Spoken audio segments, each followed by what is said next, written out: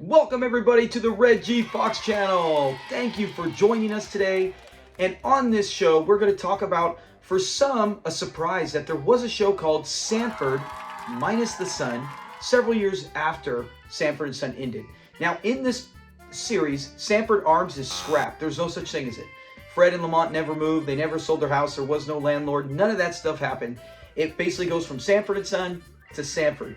So if you know about this, hey, stay tuned. Let's enjoy the clips, enjoy any facts, because we're also going to talk about why it failed and what happened with the whole series. How the heck did it go wrong? Plus, we are also going to talk about just how great it was. So if you already know, cool, stay tuned. If you're one of our subscribers, welcome back and thank you for watching, for liking and subscribing already. And enjoy the show. And if you're new, you might learn some things, so stay tuned. And then also, if you enjoy anything you see here and you're a big Sanford and Son fan, what the heck are you doing? You should be part of our community already. Okay, so let's get right to it. Sanford, the series, it started from 1980 to 1981. Both of them came in at season 1 was a mid-season replacement, and then it kind of, season 2, it kind of failed towards the end of season 1. They did another mid-season replacement. That's why in 2 seasons, we only got 26 episodes. Usually a season has 24 to 26, but in 2 we only got, that's why to me, I always look at it as just one season, 26 episodes. And of course, it appeared on NBC. They had the rights to Sanford and Son, and they pushed this thing hard. When it came out, they really pushed for Sanford to be a success. They thought it would really be a big hit, and it did initially, so we'll get to that. It stars Red Fox as the great Fred Sanford. In this one, let's take a look right here at this clip. Man, don't be waving that thing around my face that you want to get your head peeled. But I want to give you this rose. I want no rose, but for what? Because we're all brothers. Ain't no brother of mine that wore no dress. Oh man, I do love Fred Sanford in this series. As I've said before in our other shows, I feel like this is ahead of its time. Some of the humor was the 80s, cornballish, but still very entertaining humor that left the 70s and welcomed the 80s, as we saw with other shows from Punky Brewster, The Cosby Show, Full House is probably later, but you know what I'm saying. It was kind of cornball comedy that were really big with the ratings. I think this show could have been a hit had it been filmed in 1984. So Red Fox is back. Then we get Dennis Berkley as Cal, and I absolutely love Cal. He's probably one of my favorite things other than Fred Sanford in this series. Let's take a look. Who is Cal? You're my partner. You're my great white oak. Yes, man, I love Cal. Yeah, I wish we could have seen much more. At least I'm thankful we got 26 episodes with Cal. But he's Dennis Berkley. Nathaniel Taylor, he makes his return as Rollo, and we even hear him call him. Let's see what he calls Rollo when we first get introduced to him. I'm on how you got it. Hey, to the left, don't dig it. To the left, you do dummy. Man, the first time I heard that, he's all, in here, new dummy. The fact that he calls him new dummy, they're letting the audience know. That was a great thing. He let the audience know, hey, Rollo's going to be a fixture on here. He's helping pick up the slack where Lamont was gone. So Nathaniel Taylor, I'm so happy he was on this. We'll cover more what happened in season 2 with him. Then we also get Margaret Ray. We know her from Sanford and Son. Remember, she played the fallen woman, as Esther called her, because she was trying to move into Sanford Arms, and her church has been trying to run her out of the city. Well, now she's a rich widow. Her husband passed away. She's got all this money, and she's got a nice place, and she meets Fred. Let's see a clip with Evelyn. Evelyn Lewis is her name in this. You know what, Fred? I haven't been attracted to a man in a long time. Me either. Yeah, man, there's just something about her. I mean, I enjoyed Donna, don't get me wrong. And I know majority, we put that poll out in the past. Majority did vote for Donna as the best for Fred. But to me, I just feel like Evelyn never had this mean streak. Donna could really get mad, you know, like he doesn't own. I don't know. To me, I really liked Margaret Ray, and I thought she was great as Evelyn. The chemistry they have. Go watch the series if you've never seen it. I would definitely recommend watching it, and you'll see what I'm talking about. The chemistry was great. I really liked Margaret Ray as Fred Sanford's main squeeze. And then we get Percy Rodriguez, known as Lou Turner.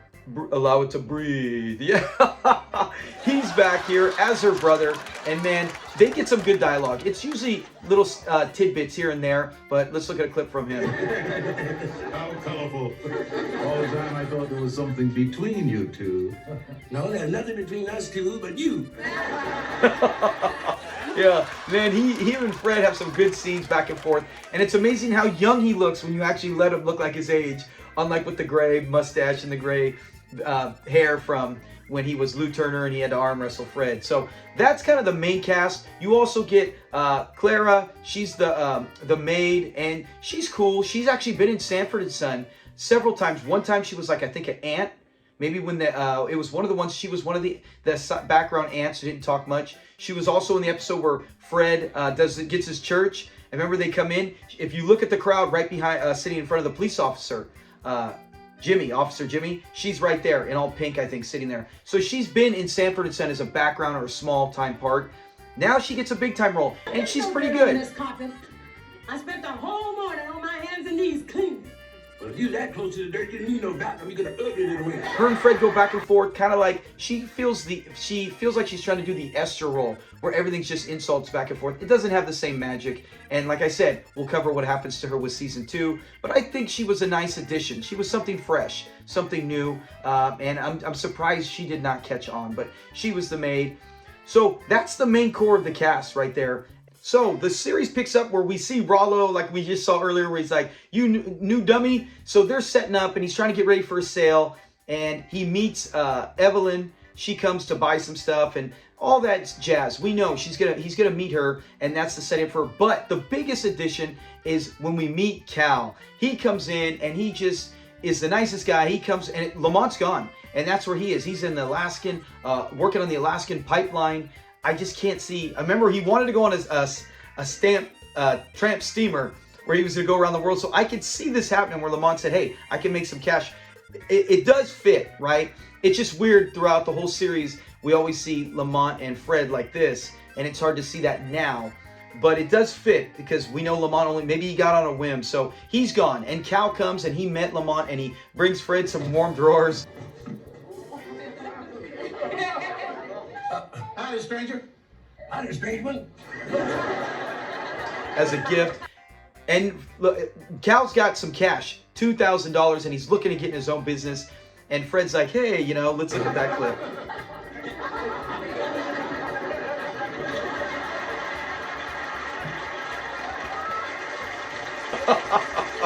Somebody, he's all pouring way too much. Cal's like, he ain't stupid. And he's all, let's pick a figure out of the air. How about $2,000 to invest in his business and join him?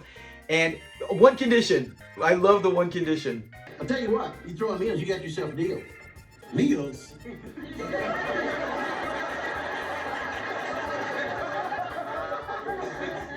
You mean you expect me to feel that? He's like, nah, man, I gotta feed, put food in that belly. And then he's like, oh, I'm gonna whoop up all these, and he lists this huge meal. And then he's like, oh no, I didn't have breakfast, or I had a small lunch or whatever it was. Pretty funny scene. So we get to see a good friendship develop really quick. And that's one of the best things I think that came out of this series. As we've seen comments on our community, people have loved Cal. They've always liked him. So it was never an issue with Cal. I don't ever think it was an issue with the cast. But we got Evelyn. Then he meets her on the first one. If you can go check on YouTube. It's on. You can go watch it, or you can stream it. But he goes up, or if you're fortunate, I'm unfortunate. I'm trying to buy them and find them on Amazon because I really do enjoy the series, and I can't find them for sale as of yet.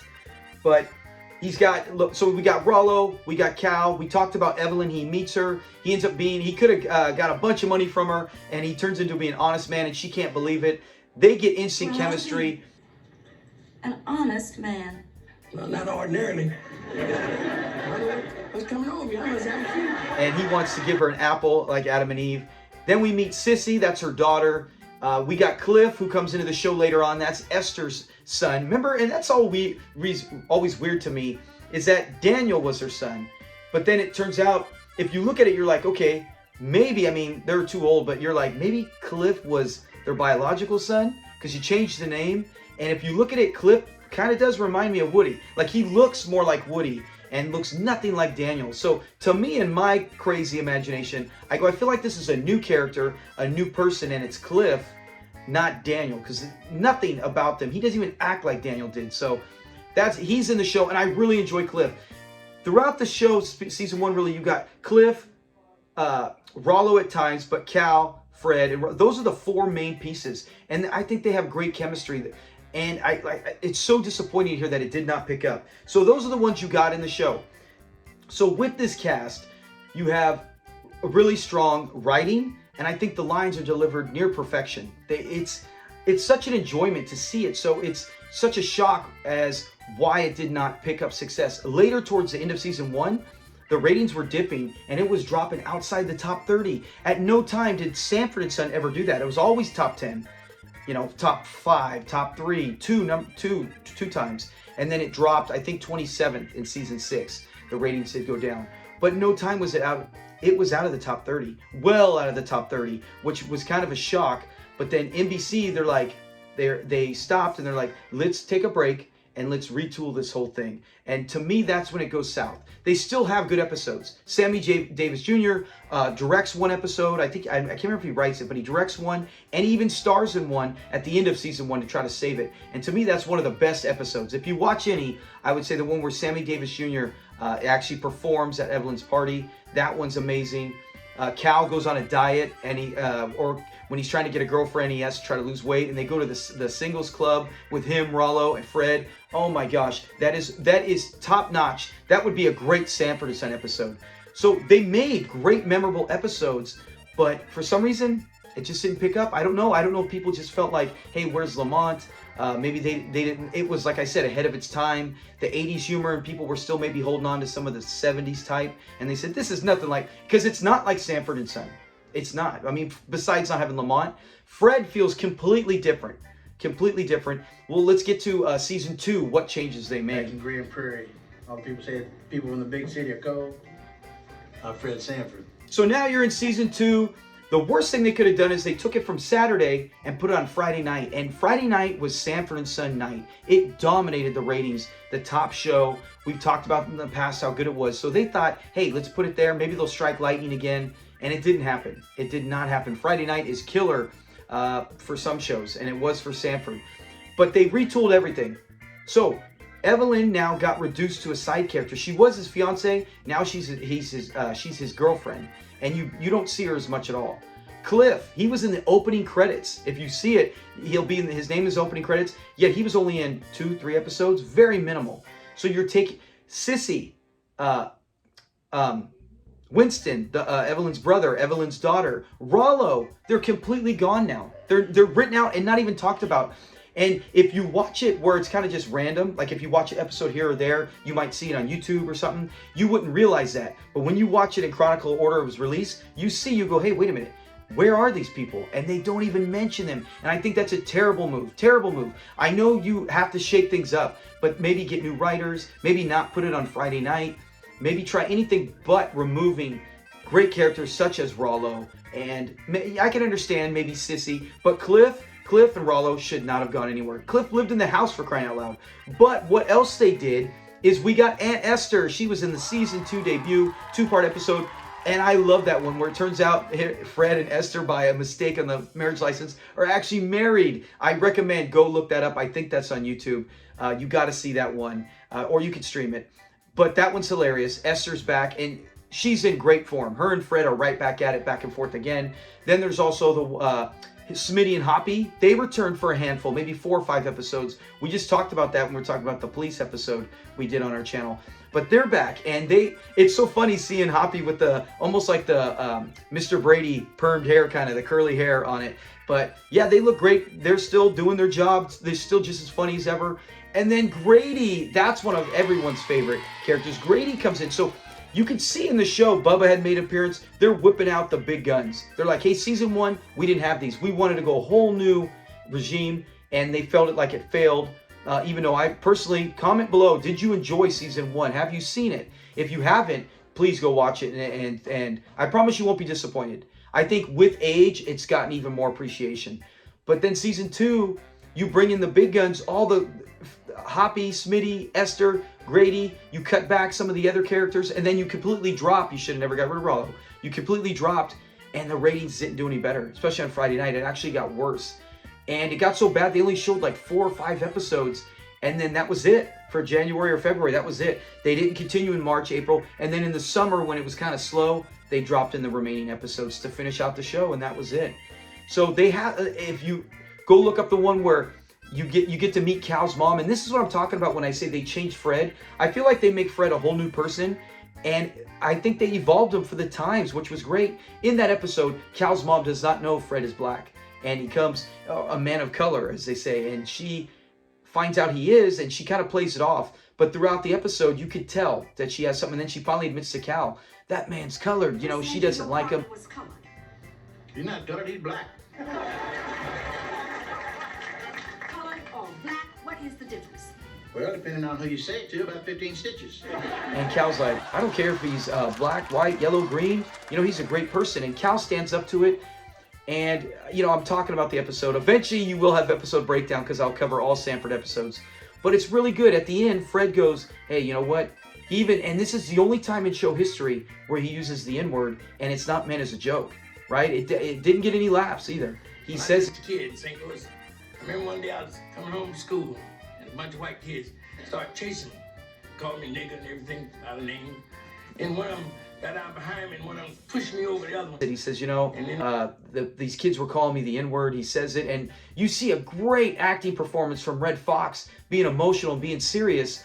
And then he throws in a joke at the end. I wish they didn't, but it's a comedy show, so he kind of throws in a joke, talking, you know, and then he's just saying, hey, see me for who I am, not what I look like, which is complete opposite from Fred Sanford from the Sanford and Son, right? We know how he is with Rollo, or not Rollo, with the Puerto Ricans, right? He's got a bigotry towards them. He's got it because he feels like they destroyed Harlem and they destroyed part of his culture, and he just doesn't like them for all the certain reasons, all wrong or right, whatever the point is that he's changed. And I like this. I'm like, I bet you this Fred Sanford would have totally got along with Julio.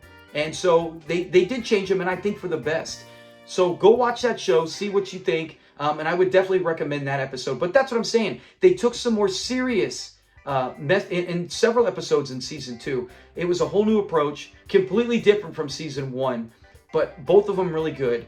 And it just never picked up fan base, and it's very sad because in the end, I thought it's a great addition to Sanford and Son, adding Sanford on there. So go watch it, give it a view, and then come back and comment on here. Comment on our page. What did you think?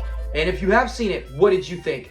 I'll be shocked. I'll be shocked if majority don't say they enjoy the show now.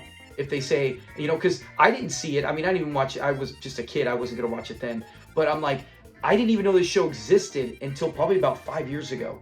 Even with the internet, I had no clue. I've been a Sanford and Son fan for over 30 years, and I had no clue this show existed until like BET was showing it, and I was like, "What the heck is this?" And I click on, and I'm like, "What?" And I was like, "Wow, this is like a hidden gem." And I recorded all of them, and man, I gotta say, like 75% of them, I really, really liked. And I promise you, if you are a Sanford and Son fan, go give it a watch. I'm pretty sure, I can't promise, because we all have different tastes, you might enjoy the show. So thank you. Comment your thoughts on it. If you enjoyed anything here, please leave a like. And if you haven't yet, please subscribe. Have a great weekend. I do plan on trying to do a live show tomorrow night or Saturday night, whenever you're watching this video. It might be too late. We already did it. But I do plan on doing a live show where we watch an episode, and I will post on it today. So stay tuned. Have a great weekend. Be safe, and talk to you later. Peace.